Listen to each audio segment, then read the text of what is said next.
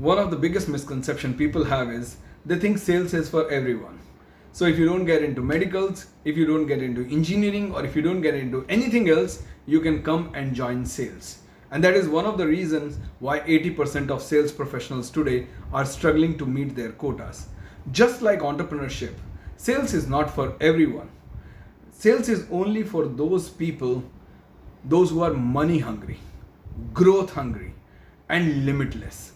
These people, those who don't confine themselves into process of I only supposed to work 8 hours, I only supposed to make 15 calls a day, I'm only supposed to send 50 emails a day, and that's all.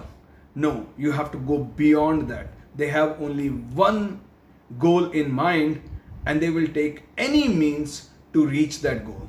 That is the kind of DNA that salespeople have. So if you have that kind of DNA, then sales is for you. Otherwise, sales is not for you.